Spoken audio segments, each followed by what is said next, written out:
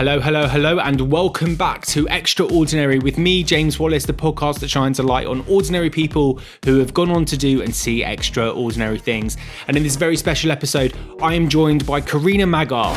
I could have been famous if I wanted to be famous. I was getting offered really cool jobs. Carina is the author of How to Make Work Not Stuck, which is an incredibly funny, very witty book that is a must read for anyone who has a job. I still have no idea what I'm doing, and the fact that I've got a second book coming out next year has thrown an even bigger spanner in the works. What, now I've got to say author? Like, that's weird. Carina tells me about her incredibly varied and diverse career. She talks to me about how she studied criminology, advertising, copywriting. She tells me how she was a YouTube presenter, she was a kids show presenter, she had a stint in radio, she had a stint in psychotherapy. She's literally done it all, and she tells me all about it. I'm just really intrigued by the subject of nature and nurture. I just think it's absolutely fascinating. Like, was I born gay? Or did my life experiences shape me? Life is hard when you're gay, and if I could have walked down the aisle with a man in a suit, have a child and a Labrador, I want that. So if you're interested in employment, careers, sexuality, then this is a podcast for you, and it was incredibly funny. I cannot tell you how much I enjoyed this conversation, and I'm sure you will too by the time you finished it. If you do enjoy this podcast, don't forget to leave a rating or a review over from wherever you're listening from, whether that's Spotify, Apple, Google, and of course, I am now on YouTube. If you want to join the other 100 or so people who have watched a bit of the YouTube video, then please head over to YouTube, search for Extraordinary with James Wallis, and you can watch this episode in full with full visuals over there too. And don't forget, if you are on Spotify, you can also watch the video version on Spotify as well. That being said, and without any further ado, enjoy the show.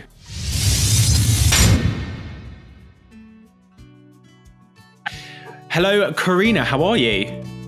Good, thank you. Thank you so much for making the time. Sure, I've got loads of it. So I can't help the sarcasm. You're welcome. Thank you. That's the answer I was looking for. Yeah, this is going to be a fun one. I have been looking forward to it for a long time now. It's been in the diary for a while. We've been back and forth with all sorts of voice notes and getting distracted. I feel like we distract each other quite easily. Yeah. We would have been horrible in the same class at school. Yeah, that's true. But before we carry on, tell me who you are and what you do for a living. So I'm a copywriter / author. My first book, How to Make Work Not Suck, came out in May. I've got another one coming out in September next year. And I guess I'm predominantly a creative. You'll learn that there's a lot I've dabbled in. It's very hard to sort of pinpoint what it is that I do. Right now, I'm also a painter decorator. I've just moved house, so there's that as well. Cool. Yeah, I mean, you have one of the most varied CVs I've ever come across. Like, it's actually mind-blowing, in your early 30s, how many different things you've done. And it goes against the grain of certainly the kind of careers advice I was given at school, which is like, find your thing and work really hard at it, and then you'll be really successful and you'll have the same job forever, and that's what success looks like. But what did you want to be when you were younger, when you were at school? Until I was about 16, I really wanted to be a criminologist. I really wanted to be someone that would go into prisons and interview criminals and understand why they did what they did. Then I found out how difficult it was to become one, and I said, no, I'll stick to art. So this is like the beginning of the confusion with like what makes me. I feel like I'm 50% academic, 50% creative, and I could have gone down either path.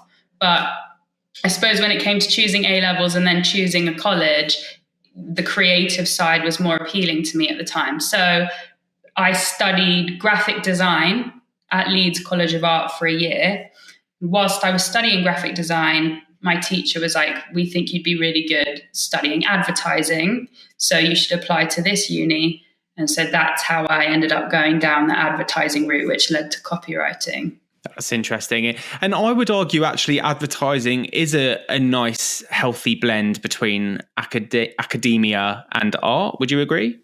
Yeah. At the time, it felt really right, and it still does. But cut to a few years ago, I had massive regret for not going down the criminology route. So I went back to uni to study psychotherapy, because psychology was way too like statistics, and you need like 5 years of this and then 5 years of that. And I'd be like 50 by the time I got anywhere. Whereas psychotherapy seemed to be a good like entry level like experiment for me. So yeah, I did that because I had the regret for not choosing it earlier. And also, it's not just having the regret, because I have a regret about not studying, interestingly, psychology, because that's the thing I would go back and do, because like I love it. But also, I can't be bothered to do it now. Like, it gets to a point where you've been working for so many years, but I guess you didn't feel that. You actually had the balls, the energy, the things that I don't have. I think I was just really unhappy. This was after uni, did copywriting for a bit, but then I became a presenter for a few years, a TV presenter and YouTube and stuff. Then that led me to like this place of like I was just really unhappy. It wasn't what I wanted to do. I felt like I should have stuck to the advertising route, or I should have done psychology or whatever. So I was in this like really, really unhappy place, plus going through a breakup. So on a whim, I applied to study psychotherapy, got into the uni, and just thought, honestly, I have no idea what I'm doing in my life right now. I might as well take a year to study this thing. And I'm really glad I did, because I learned a lot. One of the things I learned was I didn't want to do it. So then I was back to square one again. What was it about psychotherapy you didn't enjoy? I can tell you exactly what it was, because I've psychoanalyzed myself a lot because of this. So I was a really good therapist. Like, I had clients, you have to as part of the course. Like, people used to say, like, you're a great therapist. But what they didn't know was internally in my mind, I'm so outspoken that someone coming to me saying, like, you know, for example, oh God, I can't think of an example that's not going to offend anyone. But like being in a shit situation, right? Obviously, with a therapist, you can't have opinions, you can't give advice. So you're there nodding your head, trying to guide them. In my head, I'm like, fucking leave that relationship. Like, what the fuck are you doing with your life? Like, how can you love this person? Like, you're not fat, you are fat. Like it was just like chaos in my head. And it is depressing. It's like a sad job, plus no creative outlet with that. Interesting. That is an interesting observation that you made about yourself. I also question, because I think people who don't know too much about what it's like to be what do you call it? Like a patient of a therapist, a client. People, I think, assume that people go there and just cry on a sofa and talk about all their problems, which obviously I'm testament to the fact that I don't do that. I often I like to think I make my therapist laugh quite a lot with the comedy of my life. But I do ask him sometimes, I'm just like, you must think I'm a weirdo, or you must have so many opinions, and I know you're not going to tell me what you really think, but sometimes I just like, can we cut to the chase, and can you just tell me what to do? Can you craft this text for me? And then he's like, well, what do you want to say? I'm like, just fucking tell me. You know what? Being a therapist is so much harder than how does that make you feel? Like, it pisses me off that that's the stereotype, because wow, like I have friends that stuck at it, and they're now amazing, amazing therapists all around the world. And to hear their like life on a daily basis, and you know how much they're helping people. Oh, it's such hard work, and you never stop learning. There's always a textbook by their bedside table. So it gave me massive respect for therapists, but no, it's not me. Okay, so you've already mentioned like 5 different careers. So we've had like copywriter, advertising, you've YouTuber, presenter, therapist. You talked a little bit about writing. Let's just break that down then. So you studied graphic design, and you've already spoken about how that kind of led you down the advertising route. But what about presenting? How did you go? What was the thing that pushed you into that world? Because that's like not easy, and actually something that a lot of people would give their right arms for. I know. Again, full of regret. So yeah, that wasn't planned at all. I love this story. It was honestly a case of right place, right time. So I was writing a blog in my final year of uni, where I'd write about anything like music video reviews, product reviews, packaging reviews, like anything. It was just an excuse to write. And I guess in a way, I kind of used it as a portfolio. I knew that MTV were looking for interns. I sent them the link to my blog. They were like, yeah, we can offer you 2 weeks. So I started those 2 weeks thinking, there's no way I'm ever leaving this building after 2 weeks. Like, I'm going to make my presence known. And I was on a mission, and I massively stuck to that. And about a week in, so also it was great timing because it was the same. I started at the same week that Rihanna released the music video for Rude Boy, paired with MIA, and I think it was Paper Planes, but I might be wrong. Anyway, 2 massive songs come out. So that was 2009, 2008? 11, 12. It was definitely Rude Boy, but maybe it wasn't that MIA song. I don't really remember. But anyway, it was like 2 massive women, and I covered it, and those articles went really well. And then the guy in charge of my internship was a smoker, and I took up smoking just to have that time with him when he would smoke, which was like 4 times a day when no one was listening. So, but I feel like these are good tips. So took up smoking. A week into the internship, he was having a cigarette. I went out with him, and he was like, so, like, what's your aim? Like, what do you want to be? What do you want to do? And it was then that I was like, you know what? I think I would really like to try presenting. Like, if there's anything that you can, like, send me outside, I can do some vox pops. Like, at the time, MTV was on Oxford Street. I was like, maybe send me to Oxford Street or, like, whatever. I feel like, I don't know, I'd feel like I'd like it. The next day, he's like, the presenter's sick, but the Pussycat Dolls are here. Do you go on? What? And honestly, being so like young and naive to it, I was like, yeah, I'll interview the Pussycat Dolls. So that was my first interview, followed by N-Dubs in the MTV green room, and absolutely loved it because I didn't know what I was doing. And so I wasn't really intimidated because it's not like they were paying me. It's not like it was my real job. It's not like it was live TV. So anyway, that led to a agency called Liberty seeing me at MTV, and they offered me the opportunity to host a kids show called the 401 Show, which was funded by the Department of Health. Long story, blah, blah, blah. I did that for about a year and a bit, and then signed to a talent management agency, a really, really good one called Insanity. And I don't know how much detail you want, but this is a big regret in my life. Tell me.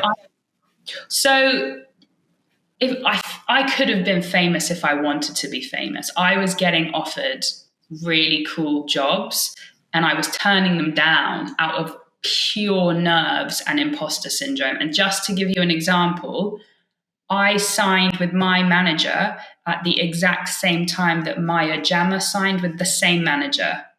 So if you look at Maya Jama's career, amazing. She's so talented. But the difference between me and her is she really, really wanted it, and she had a goal. Whereas I was like, I don't really want it.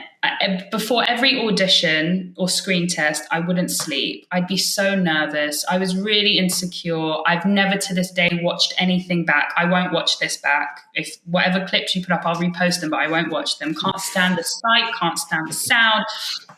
So that's my regret. And I don't know, like, if I was given the opportunity again, like, do you want to host blah, blah, blah, would I take it now? I don't know. I'd like to think I would, but I don't know. The idea at the time scared me too much. But yeah, I think I could have had a really good career in it. But does it count as regret though? Because you, by the sounds of it, like, you really liked it. Like, you really wanted to interview the Pussycat Dolls and N-Dubs like that. You obviously had like a thirst for it. That's the difference as well. And I always used to say this to my manager. My dream job would be basically Jonathan Ross's job or Ellen's job, where you're on a sofa interviewing people, having conversations with people. Love that. Would love to do that. What I was getting offered was, hi, I'm Carina and I'm here today on the set of blah, blah, blah. That, no. And I was getting asked to host a lot of like fashion shows where I'd have to get up on the catwalk in front of a live audience and be like, hey, everybody, are you excited for blah, blah, blah? Hate that. But, you know, my manager at the time used to say, you can't be picky about the jobs that you're offered. Like, no one knows who you are. You've got to do everything. And that just wasn't my mentality. And everyone wants the chat show job, right? But you can't jump the queue. Like, you've got to do the journalism, the reporting, the showbiz columns, blah, blah, blah, blah. All of that. And everything's for free. Yeah.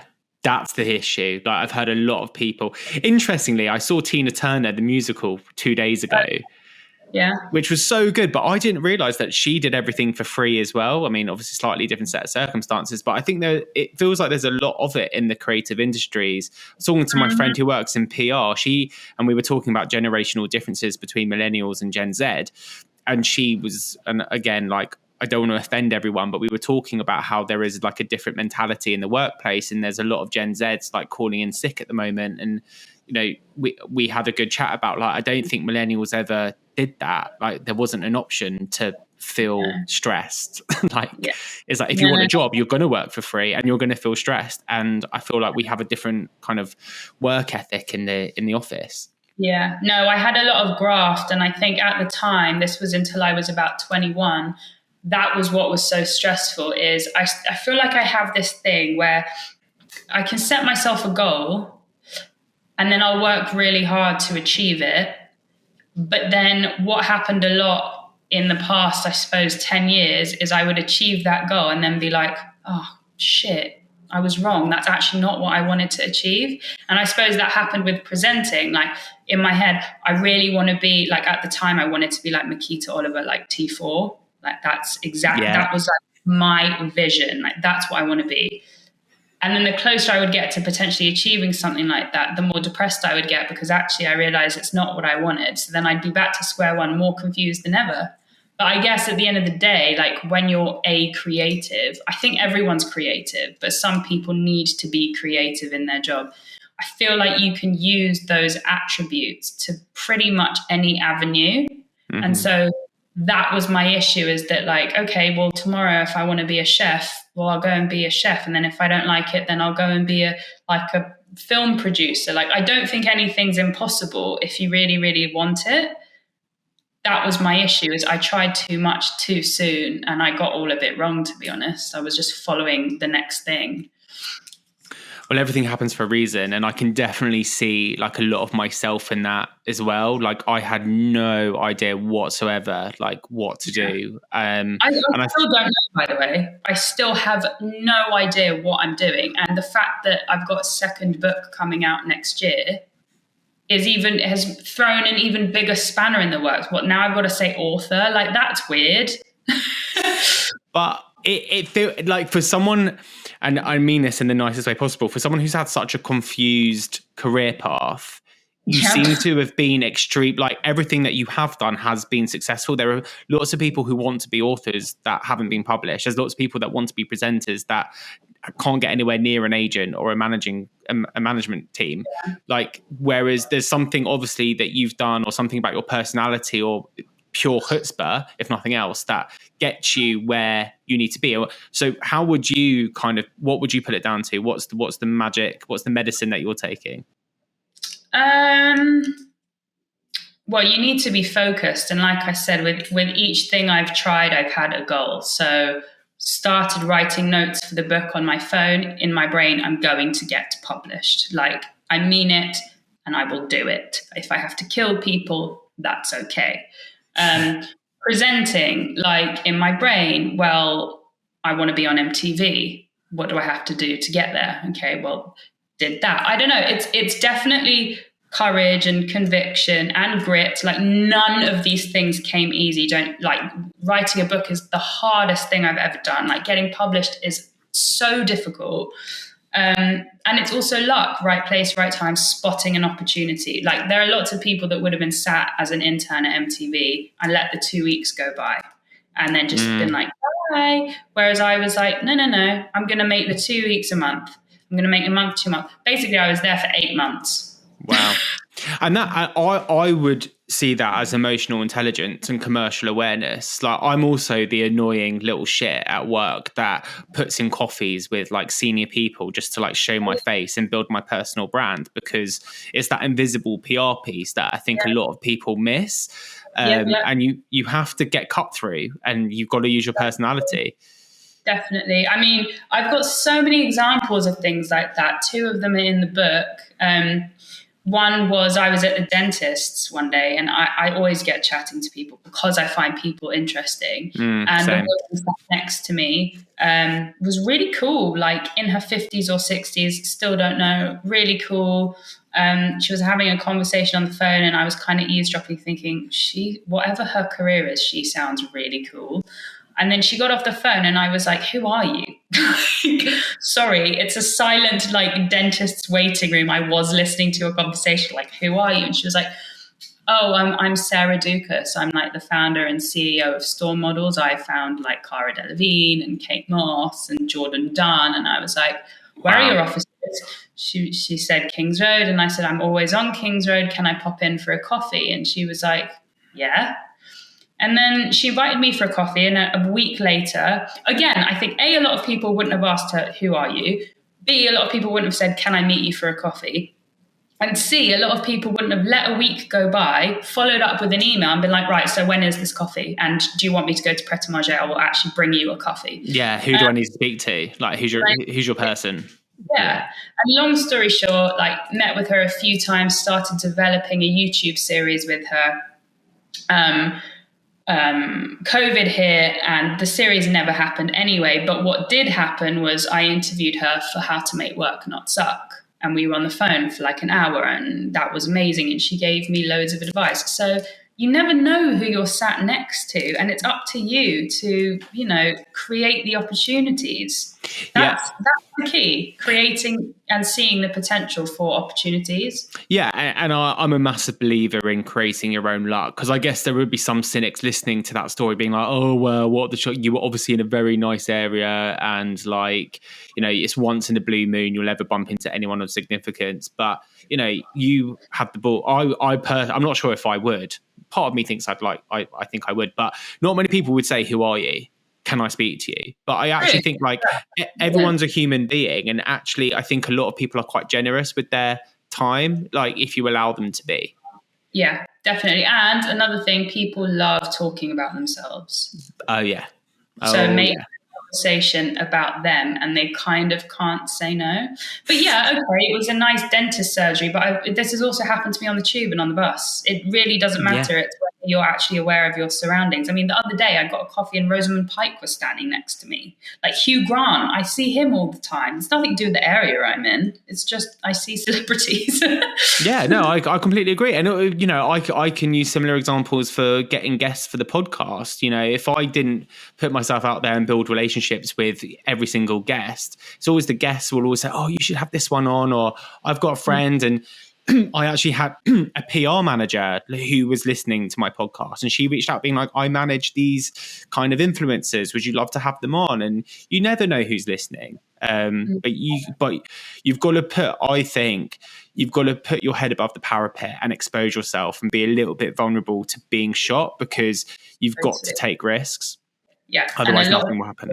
Aren't willing to be rejected or anything, but rejection to me, I'm like, well, fine. It doesn't bother me. So I suppose that's... And failure for that matter. Yeah. Oh my God. I failed more than I've succeeded in anything. Same. I'm constantly failing. Oh my God. I'm currently learning how to drive. Wow. You want to talk about failure? Jesus Christ. 3-point turn? I'll tell you all about it. I failed 7 times. Did you? Yeah. I'm really good at failing. Like really good at it. I think that's a plus though in life.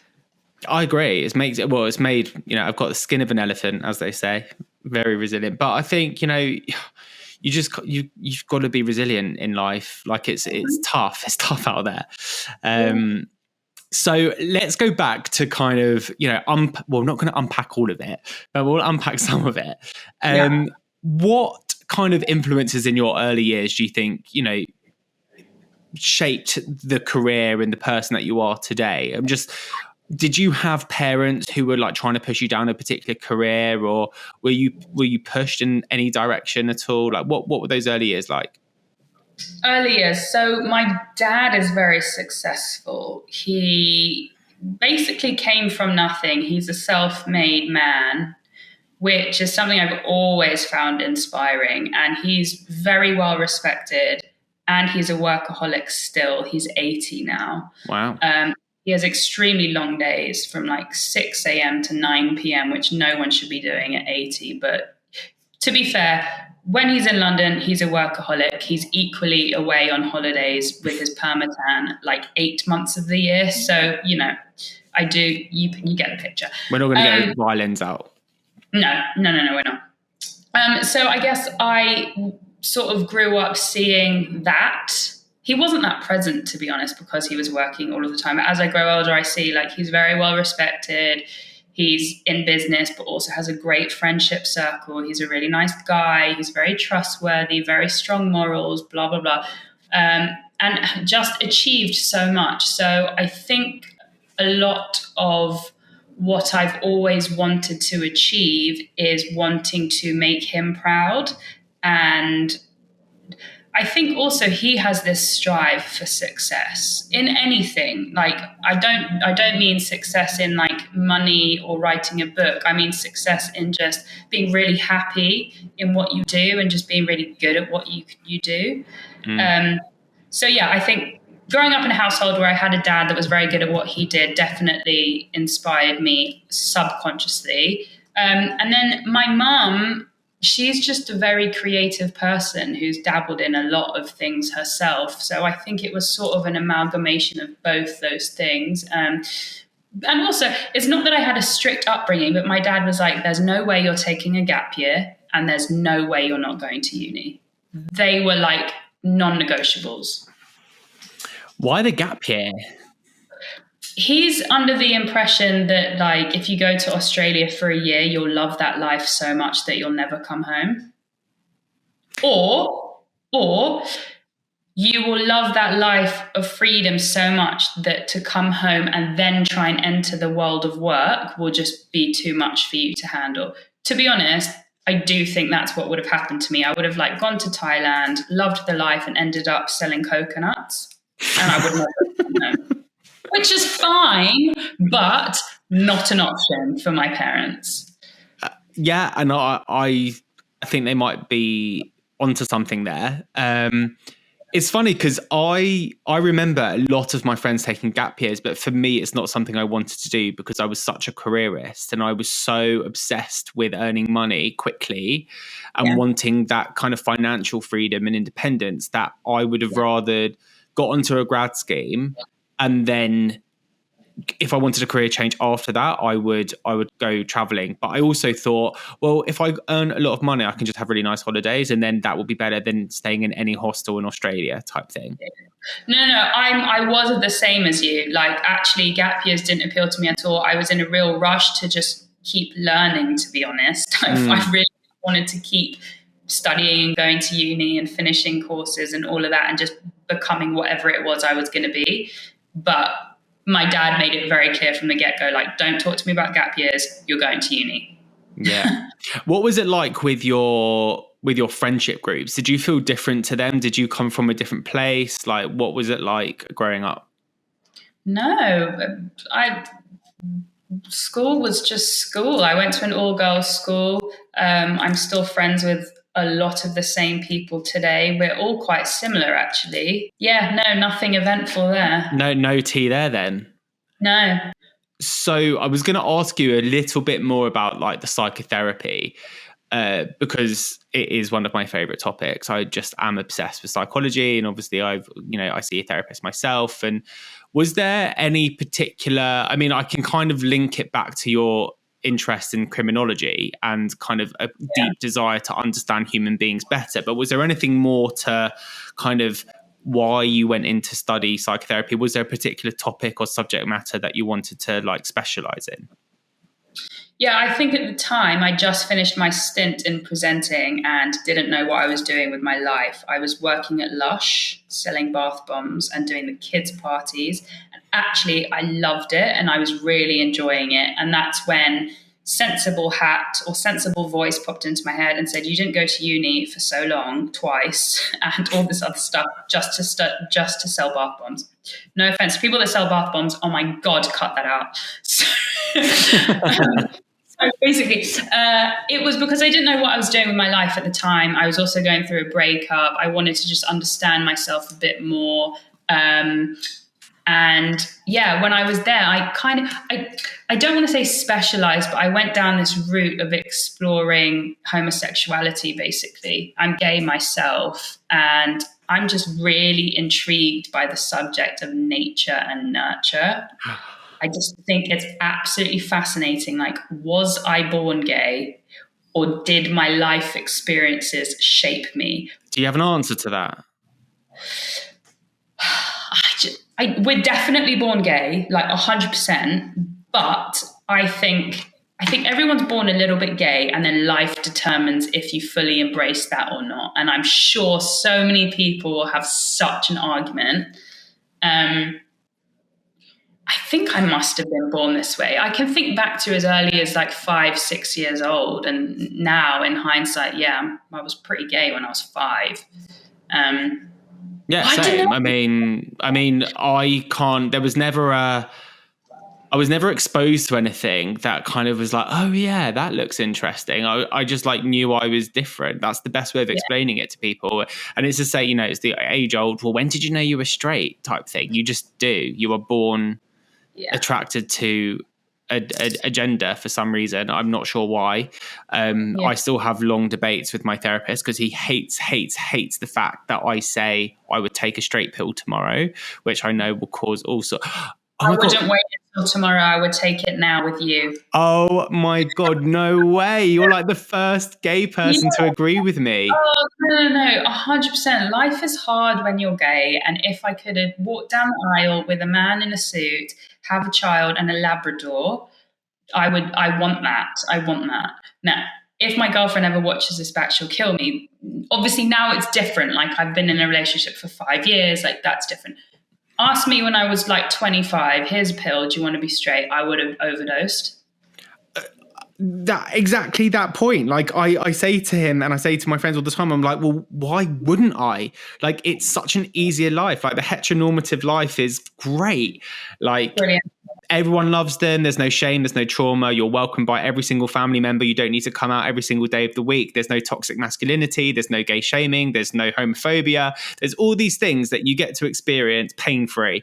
Yeah. Until I was about 21, I was so confused. Like, so confused. I think deep down, I always knew I was gay, but there was always that glimmer of hope. Yeah. And so if a guy came into my life and I found him attractive and I got on with him, I would pursue it, just hoping that I had been wrong up until that point, because the straight life is easier. I don't want to sit down and tell my parents I'm gay, their only child, my dad's only daughter. Like, I don't want to do that to them. I don't want to, you know, every time I start a new job or I have a job interview or I'm talking to the builder here or like my hairdresser, it's always like, boyfriend, fucking hell, here we go again. Do I carry on with the lie, or do I stop and say, actually, I'm gay? Oh, no way. When did you know? Do your parents know, or your family are gay? You don't look gay. I would never have known.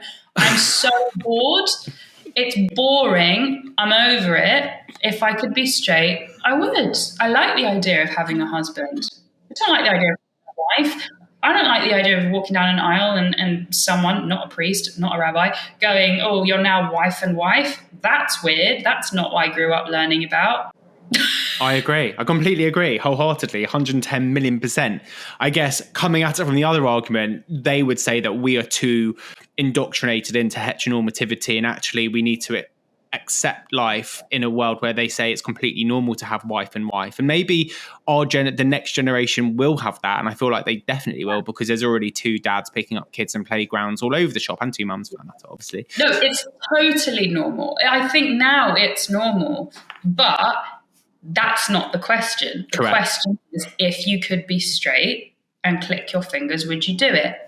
Yes, please. Me too. Let's go and get the pill together. An overdose. And I know that sounds sad to some people, and I don't want people to feel sad for us, but like I do also feel quite strongly that not enough people are aware of the hardship and the trauma and the shame that teenagers and 20-something LGBT teens and 20s have to experience on a daily basis. Like you just mentioned a few of them, coming out to the hairdresser, the builder, the plumber, the teacher, everyone, every single day of your life. Yeah, it's exhausting. And also for me, I suppose it's slightly different. Like, you know, I told both my parents when I was 21, neither of them cared. So, and I never had to come out to friends because I think together we just sort of like realized. And so I never had to come out. But that doesn't mean that my coming out journey or experience wasn't stressful and traumatizing. It was internally because I was fighting a battle where I really wanted to be straight. And yeah, I guess it's partly because of what we've been fed our whole lives, like husband and wives and, you know, all of that. But it was just, I wanted an easy life. And yeah, why wouldn't I want that normal picture? Yeah, agree. And also, men and women make babies, and, you know, it's really difficult to do that if you're of the same sex. Yeah, and really expensive. And I actually feel like it's discrimination because man and wife can get IVF, 3 rounds of IVF, I think, on the NHS. Whereas if you are a gay couple, gay men in particular have it really tough because there's no womb involved, and you have to do all sorts of like insemination. And, you know, I've asked a few friends who have done it already, and it's, you know, upwards of 100, sometimes £150,000. Yeah, it's absurd and it's really sad. Yeah, it's really, really sad. Well, that went on a different tangent, but I'm very glad we managed to cover off that topic because, as anyone listening knows, it is my favourite topic. Writing a book. You are now a published author. And I saw a statistic recently that said only 1% of authors ever get published. And not only did you didn't study English, you didn't ever want to be an author, but you found yourself on bookshelves and with a fucking successful book. I genuinely love speaking to people that write books because it's one of my, like, it's on the bucket list and it's quite high up my bucket list because I just think it's cool. How the hell did you manage to write a book? Where did it come from? How did it happen? How did you get published? How can anyone listening who wants to have a book published do it? Wow. Okay. Firstly, that 1% statistic is nuts. I want that written on my tombstone. I'll be there. I'll do it myself. First, am I? Yeah, you're older.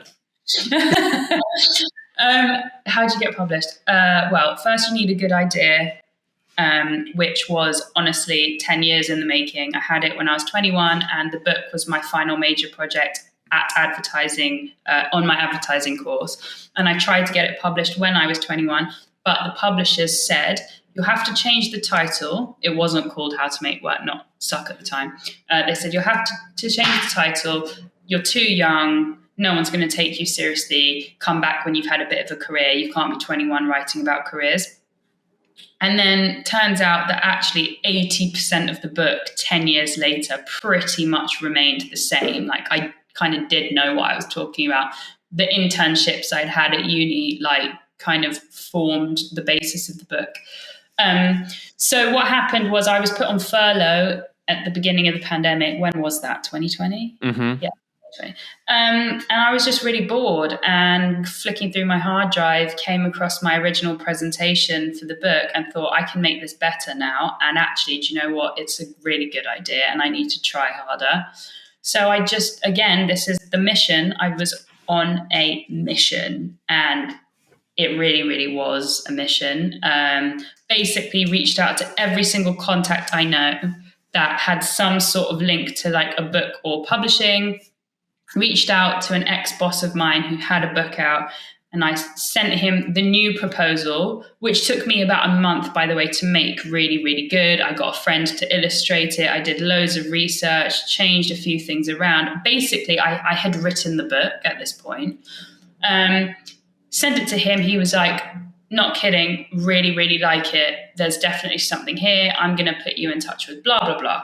I met with blah, blah, blah for a coffee. pitched her the book. She was like, I love it, but it's not there yet. It's not at a stage where I can pitch it to my colleagues. And I think they had pitching meetings at the publishing house like twice a month. So long story short, we went back and forth refining my presentation until I think it was version 9 or 10. So like 2 months goes by and she was like, okay, it's really good now. I'm going to pitch it. She pitched it. It got rejected. And I think, what was the reasoning at the time? I think it was, we've got a similar book coming out. We can't have two really similar books about like careers and stuff. So it's a no, and I can't repitch it for another 6 months. So feel free to take it to other publishing houses. I actually didn't take it to other publishing houses because again, I was on a mission. I really wanted it with this specific publishing house that make books that like I love. Anyway, it's a really long story because she then goes on maternity leave. Oh my God. And there's this thing in publishing where you can't then go back to the same publishing house, but go through someone that wasn't the original person. So I had to wait for her to come back from maternity leave. But in that time, I got a publishing agent. Long story short, I went with the wrong agent. So thank God I didn't sign a contract or anything. But very early on, I realized they weren't right for me. They just weren't showing like passion for the idea. They didn't have the same vision as me. Basically had to dump them. That was really stressful.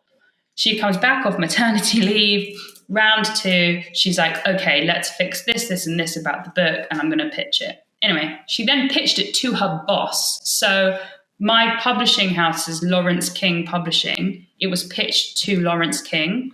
Wow.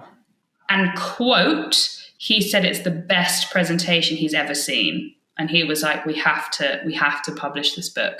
When you say presentation, just so do you have to like pull together almost like a PowerPoint presentation to show like the benefits, the reasons why someone would buy it, the research that sits behind it?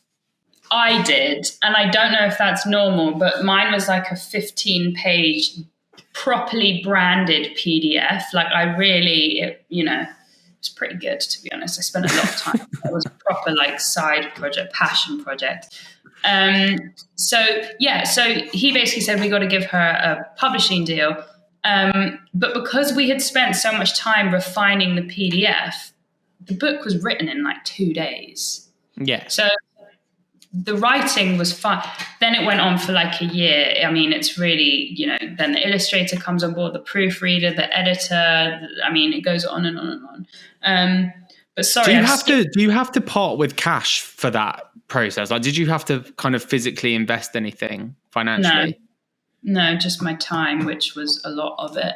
But I was freelancing alongside it. I mean, I was really involved in the design of how to make work not suck as well, which is quite unusual. That was actually in my contract that like I'd have a part to play in the design and the colors on like every single page, which was really cool. So I was really, really invested. But sorry, that doesn't answer your question. I've massively skipped over. I must have sent 400 emails out to publishing houses to publish the book. So in the gap that I had met with her and I said, I'm not going to send it to any publishing houses, I didn't. It was before I met with her. I'd sent like 400 emails. I think I got 7 or 8 really? back.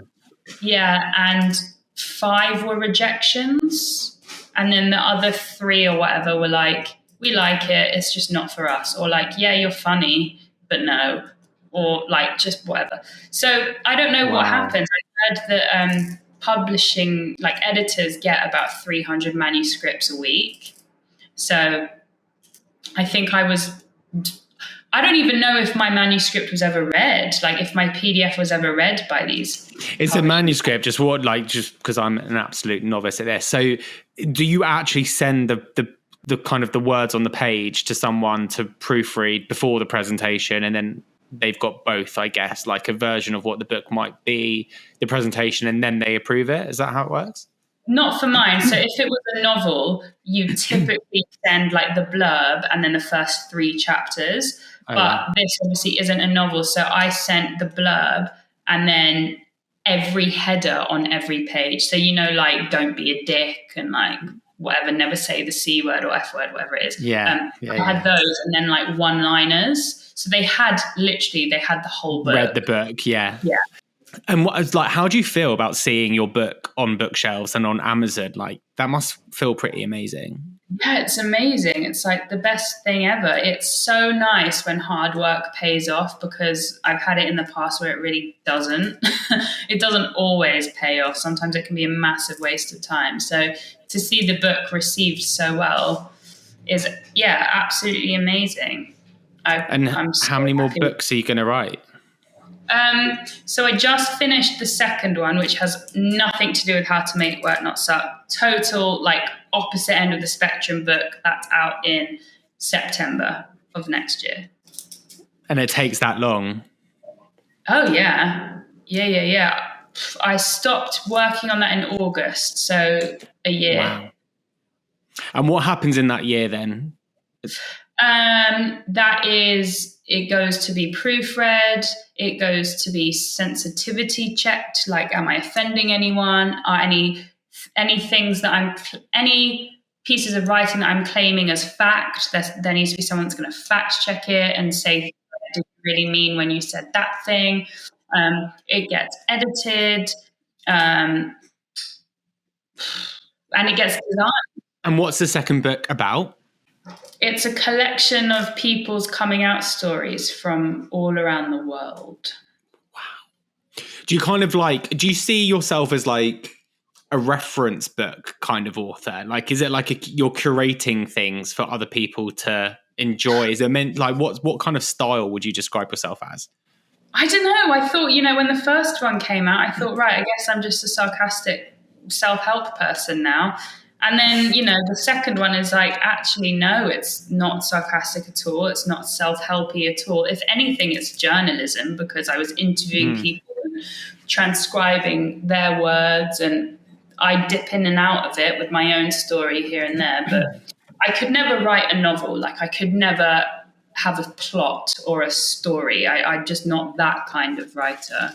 Yeah, I think that's why I haven't written a book either. It's like my brain doesn't work like that either. And I don't own any fiction books really.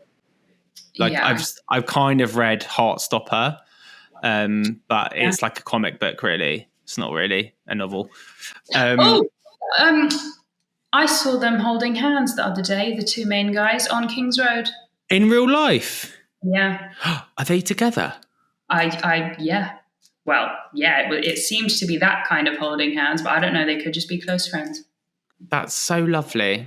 It is. So what sacrifices have you made along the way? It feels like you've done a lot. You've put your heart and soul, blood, sweat and tears into everything you've done. Has that come at a personal, physical, emotional cost at all? That is a really tricky question. I've worked a lot for free. Definitely in my early 20s. Personal, no. I mean, my sacrifices when I thought I was going to be a presenter were just the amount of sleepless nights I had because I was just so nervous and hated being on camera. And I don't really know why I put myself through that when I ended up following a totally different path. I could have quit sooner and saved myself the stress earlier on. But absolutely not. I think everything I've learned and every experience I've had has led to where I am now. Yeah, everything happens for a reason, which is a lovely segue onto kind of the final section, which is where I ask everyone to provide some words of inspiration or advice to their younger self. Is that something you've prepared or thought about at all? God, advice to my younger self? No, I haven't prepared, but I'm going to try and answer it now. What would I say to my younger self? Don't pierce your eyebrow. Don't shave your legs so early on. Don't get in a relationship with her. She's a bitch. Okay, no. Cut all of that out. Oh, we've moved on. We've moved on. Okay, no, let me think. What advice would I give to my younger self? Don't worry so much about the future. Everything's going to be fine. You will figure it out. It will all start to make sense at some point. Just sort of live in the now, you'll get there. I don't know what I would change if I could go back in time, because like I said, everything has led me to this. And even though, like, you know, the year and a half I spent at Lush selling bath bombs, like, even though that got me nowhere, I don't know, I met a lot of people. It was a nice year and a half to be able to say I've worked in retail. I don't know, you learn people skills, everything. You're learning something from absolutely everything. So I don't think anything is pointless or worthless at all. 100%. It's only pointless or worthless if you want it to be pointless and worthless. But you can see there's character development opportunities everywhere. You know, even the shit things that happen to you, there's a lesson there somewhere. Totally. Yeah. Anyway, Carina, I love that. Thank you very much for joining me today. It was a pleasure to finally sit down with you. I loved it as much as I thought I would, if not more. God, I feel like I've just what have I even said that was even remotely insightful? I don't know. Good luck. Loads of things. Good luck. Wait, hold on. Do you put this up as a podcast? Yeah. Thank you, as always, for listening. I hope you enjoyed this episode as much as I did making it. I was absolutely in awe of Carina's energy, her spirit, and her passion. If you enjoyed it, please head over to wherever you're listening from to leave a rating or a review. And if you have any feedback, please don't hesitate to get in touch with me. You can email me, you can DM me, you can tweet me, you can YouTube me, you can do whatever you want. And of course, if you're interested in being on the show, please reach out to me directly, because I'm always looking for new guests with extraordinary stories. Until next time, take care, stay safe, and I will see you very soon.